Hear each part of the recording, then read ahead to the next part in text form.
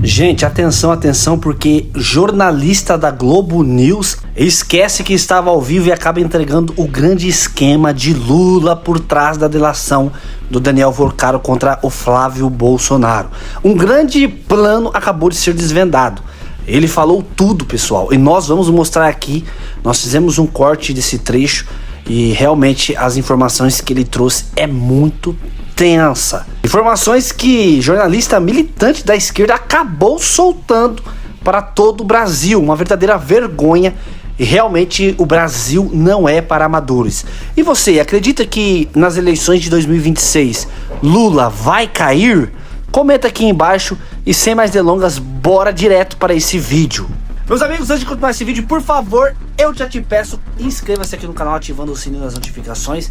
E claro, deixe o joinha para esse vídeo. Eu preciso que você me ajude deixando o teu joinha para que o YouTube não enterre esse vídeo. Não sei se vocês perceberam, mas esses vídeos que realmente mostram a verdade sobre esquerda e direita está sendo meio que travado aqui na plataforma. Então eu preciso que você me ajude compartilhando e deixando o like. E claro, não se esqueça de ativar os sininhos das notificações aqui no nosso canal. E agora presta atenção nessas imagens, porque o que ninguém teve coragem de falar e mostrar, a gente vai mostrar. A informação que eu tenho é que o filme e o dinheiro dado a Flávio Bolsonaro constavam ou constam da proposta de delação do Vorcaro. Então estava lá essa história do filme. E que isso foi visto como uma manobra para constranger o ministro André Mendonça. Veja bem, o Ciro Nogueira não tinha as provas necessárias para falar do Ciro Nogueira. Não tem nada sobre o Alcolumbre, mas o Alcolumbre a gente não sabe se deve ter ou não. Mas do Ciro com certeza deveria ter. E por que preserva o Ciro e deixa o Flávio? Aí na leitura que se faz é que seria uma forma de constranger o ministro André Mendonça a recusar uma delação, porque... Não recusar, né? Não, se ele recusa, o André Mendonça, iam dizer, ó, tá vendo? É porque tá entregando o Flávio Bolsonaro. Constranger a recusar. A recusar, ele ficaria constrangido se recusar. Se o André Mendonça diz assim, ó, não quero essa delação, vai dizer assim, ele não quer essa delação porque tem o Flávio Bolsonaro, porque você foi indicado pelo Bolsonaro. Então seria uma forma de forçar a aceitar, porque aí se ele aceitasse sim é um juiz imparcial. Se ele não aceitar, ele é o juiz parcial que vai ficar pau falado. Criar essa situação, né? Constranger o André Mendonça. Né? Constranger o André Mendonça. Então, o André Mendonça sabe que o que foi oferecido não tem nem 10% do que ele já sabe através da Polícia Federal. Por exemplo, do Ciro Nogueira. Ciro Nogueira era o longa-manos do Vorcaro. Como é que não tinha uma mesada lá? Não tinha mesada, não tinha nada. Então, mas tinha o Flávio Bolsonaro, que seria uma forma de constranger o André Mendonça. Daí esse atrito, o gabinete do André Mendonça já se apressou e veio a público dizer que não conhece os detalhes da delação, o que provavelmente é correto, porque inicia-se com Procuradoria, com o Ministério Público e a Polícia Federal. Então, sobre dúvidas se o Vorcaro vai ou não falar do Flávio Bolsonaro, a informação que eu tenho é que ele já propôs falar, mas não por arrependimento, por vingança, por entender que é importante para a solução do crime. Não, uma manobra contra o ministro André Mendonça. Então, resumindo, oferece uma delação porca, que salva quem ele quer, como, por exemplo, o Ciro Nogueira, mas bota o Flávio Bolsonaro e constrange o André Mendonça, sendo que o que não significa que ele esteja inventando sobre Flávio Bolsonaro. Este fim de semana vieram à tona mais detalhes de uma reunião sigilosa, fora da agenda, que Lula manteve com Vorcaro em 4 de dezembro de 2024. Uma reunião que durou 1h30. Impressionante. Ninguém ficou sabendo disso na ocasião, porque esconderam, tiraram isso da agenda do presidente. Nessa reunião, Lula aconselhou o banqueiro a não vender o Banco Master ao BTG Pactual de André Esteves, que aliás é um antigo, alguém com quem ele sempre se relacionou bem. Lula ainda tranquilizou Vorcaro sobre o futuro, garantindo que tudo mudaria para melhor com a posse de Gabriel Galípolo na presidência do Banco Central dali a algumas semanas. Galípolo também participou de parte dessa reunião entre Lula e Daniel Worcaro, uma reunião que foi agendada pelo petista ex-ministro de Dilma Rousseff, Guido Mantega, foi ministro da Fazenda da Dilma e contratado como consultor do banqueiro a peso de ouro, R$1 milhão por mês, uma contratação que terá sido feita, segundo já se noticiou, a pedido do Palácio do Planalto. Esses detalhes da reunião secreta de Lula com Daniel Worcaro foram revelados neste domingo em reportagens de 2 sites importantes, o Poder 360 e o UOL. De acordo com essas revelações, Lula de fato recebeu, confirmou mesmo, as reportagens confirmam que ele recebeu Worcaro naquele dia 4 de dezembro de 2024. Na ocasião, Worcaro então contou a Lula, segundo essas reportagens, que o BTG queria comprar o Banco Master por um valor simbólico de R$1. Worcaro perguntou o que deveria fazer, perguntou a Lula o que deveria fazer, porque na intenção dele, Worcaro, era simplesmente alterar o que ele chama de concentração bancária que há aqui no Brasil, que era preciso diversificar os bancos, aumentar o número de bancos, etc. e tal. Bom, segundo esse relato das reportagens, Lula respondeu usando palavrões para se referir ao então presidente do Banco Central, Roberto Campos Neto, cujo mandato terminaria alguns dias depois. E também o presidente teria feito críticas a André Esteves, exatamente, que é sócio sênior e acionista controlador do BTG Pactual. Ainda há muito a explicar pelo governo petista, além do surpreendente papel do Lula como conselheiro de Daniel Worcaro. Que coisa, né? Bom, além de contratar Guido Mantega, Daniel Worcaro fez outras gentilezas ao governo, seus amigos e aliados, como contratar o escritório de advocacia do ex-ministro da Justiça, Ricardo Lewandowski. Há outras trocas de gentileza entre Lula e Daniel Worcaro, como um certo laboratório de produção de insulina no interior de Minas Gerais, na cidade de Nova Lima, onde, aliás, foi preso o pai de Daniel Worcaro na semana passada. Não existe alternativa viável politicamente a uma outra vitória do Partido dos Trabalhadores que não seja Flávio Bolsonaro. Por mais que outros políticos sonhem e tenham ambições legítimas e fiquem ali pensando, se o meu nome fosse colocado, o povo iria às ruas. Não existe alternativa. Essa eleição precisa ser disputada por um candidato com o sobrenome Bolsonaro.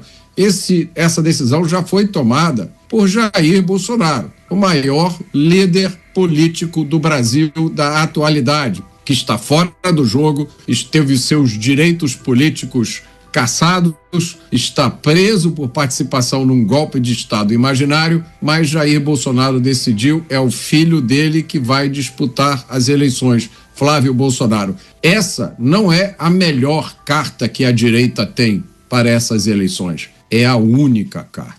Eu acho uma análise curiosa. Você analisa essa situação como se ela estivesse se passando na Suíça, ou quem sabe na Austrália ou na Dinamarca. Eu queria levantar 4 pontos aqui que eu acho que são relevantes para a gente colocar a situação em contexto. Primeiro, todo político passa por crises, especialmente quando ele é o favorito em uma eleição. Eu sempre disse aqui, se preparem porque virá aí chumbo grosso contra a direita. Essas briguinhas de dentro da direita não são nada comparado com o que vem por aí, dos inimigos que não querem que essa eleição seja vencida por ninguém de direita. A segunda coisa é o histórico de quem trouxe esse assunto todo à tona, o Intercept, que tem uma tradição de vazamentos obtidos, ninguém sabe muito bem como, e sempre com o endereço certo, sempre com o objetivo certo. O terceiro ponto que acho que vale a pena a gente pensar é, se o concorrente, o competidor, o opositor de Flávio fosse um partido ou políticos de uma postura ilibada, de uma história sem nenhuma mancha, nunca se envolveram em problema nenhum, são quase santos, eu acho que haveria motivo de preocupação. Agora, quando a gente olha com quem Flávio está concorrendo, acontece um fenômeno que eu já vi muita gente aqui no Brasil adotar esse comportamento, né? Você tem de um lado um sujeito que cometeu um crime grave. Aí tem o outro concorrente dele que furou uma fila. Furou uma fila. Então já não serve mais para mim. É buscar a equivalência moral entre coisas que não são equivalentes de jeito nenhum. As pessoas ficam buscando uma perfeição inexistente e aí, em nome disso, abrem mão de todas as opções. Agora, o último ponto é o seguinte: não existe alternativa viável politicamente a uma outra vitória do Partido dos Trabalhadores que não seja Flávio Bolsonaro. Por mais que outros políticos sonhem e tenham ambições legítimas e fiquem ali pensando, se o meu nome fosse colocado, o povo iria às ruas. Não existe alternativa. Essa eleição precisa ser disputada por um candidato com o sobrenome Bolsonaro.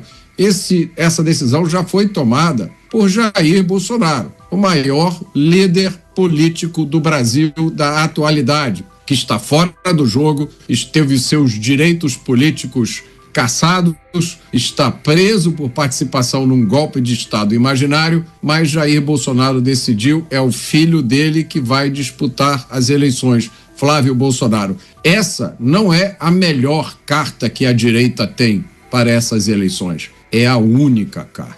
Deixa eu chamar o Roberto Mota para avaliar também essa informação que indica tratativas, reuniões entre o presidente da República e Daniel Workaro. É importante lembrar que teve um intermediário, inclusive um ex-ministro da Fazenda ligado ao Partido dos Trabalhadores, que acabou fazendo essa ponte entre Daniel Workaro e o presidente Lula. E em dado momento, nessa conversa, Lula acaba sugerindo, orienta Daniel Workaro que seria melhor ele continuar com o Banco Master ao invés de vender a instituição financeira para André Esteves do BTG. Muitas perguntas, poucas respostas ainda, Mota. Eu queria chamar a atenção, Caniato, eu queria sugerir ao nosso espectador, ao nosso ouvinte, que prestasse atenção em quantas vezes nós usamos aqui a frase "isso precisa ser investigado". Eu acho que nem se a gente juntasse todos os policiais do Brasil e colocasse esses policiais dedicados apenas à investigação do Banco Master, eu acho que a gente conseguiria esclarecer tudo o que aconteceu. Em vários países, esse tipo de informação sobre esse encontro, sobre essa reunião, esse conselho dado pelo chefe do executivo, em muitos países isso seria suficiente para derrubar um governo. Aqui passou em brancas nuvens. E fica a pergunta, será que foi bom ou foi ruim para o BTG não ter comprado o Master? Para um cidadão comum é impossível responder, porque ninguém consegue compreender, não consegue nem acompanhar todas as ramificações da engenharia de corrupção que foi montada nesse caso. Agora, de uma coisa, eu acho que a gente pode ter certeza absoluta. Nós jamais saberemos a verdade completa sobre toda essa história. Você, Mota, regra do Senado impediria uma nomeação de Messias, a indicação em 2026. E seria terrível, né, para Jorge Messias ser rejeitado, né? Entraria para os livros de história. Nunca antes na história do país um indicado pelo presidente da República teria sido rejeitado pelo Senado 2 vezes. Eu acho que Messias nem toparia passar por essa, né? Agora, talvez o presidente da República faça o seguinte cálculo: bem, com um novo presidente no Senado e com 2/3 renovados, talvez role, talvez dê certo. Não sei. Quem vai saber, né, Caniato? Eu sei que se ele for rejeitado 3 vezes, pode pedir música, né? Assim que funciona. Agora, essa pode ser uma estratégia do governo para não aumentar o prejuízo. Porque, pensa bem, se o governo indica um nome novo e esse nome novo é reprovado, aí seria uma tragédia para o governo. Já se o governo indica o mesmo nome e o mesmo nome perde de novo, é um prejuízo que já está contabilizado. E o governo ainda pode se apresentar como tendo sido fiel ao seu candidato. Agora, para o candidato, evidentemente, ser rejeitado 2 vezes é uma tragédia. Quanto a essa história do regimento, nós estamos no Brasil em 2026. Regimento não é problema, é só mudar, é só declarar o regimento inconstitucional. Ou então tem uma opção que até já foi adotada, salvo engano, algumas vezes. Basta ignorar o regimento. Tudo é possível no Brasil de hoje. Por outro lado, o que a gente menos vê nessas investigações é confidencialidade. Pelo visto, existe uma competição entre o ex-chefe do BRB e o banqueiro master para ver quem delata mais e primeiro. Esse é o clássico dilema do prisioneiro da teoria dos jogos, mas é um dilema do prisioneiro à brasileira. No Brasil, a probabilidade de impunidade é grande. Quem tem dinheiro para contratar bons advogados dificilmente paga de verdade pelo que fez. Vamos ver se dessa vez vai ser diferente. E depois de tudo isso que vimos aqui nesse vídeo, fica cada vez mais claro que ele vai sim fiscalizar as eleições de 2026. E claro que isso gerou um pânico dentro de Brasília, porque, é claro, existem rumores que as eleições passadas houve fraude. E agora eu quero saber a sua opinião sincera. Você é a favor que Trump fiscalize as eleições de 2026? Você acredita que na última teve fraude? Ou você acha que foi tudo transparente, tudo certinho? Comenta aqui embaixo porque a sua opinião é muito importante. E é claro, não se esqueça de deixar o joinha, se inscrever no canal, ativar o sininho das notificações e compartilhar esse vídeo com seus amigos, com seus familiares, para eles também ficar por dentro de tudo que está acontecendo. Deus abençoe, fique com Deus e até o próximo vídeo se Deus quiser. Fui!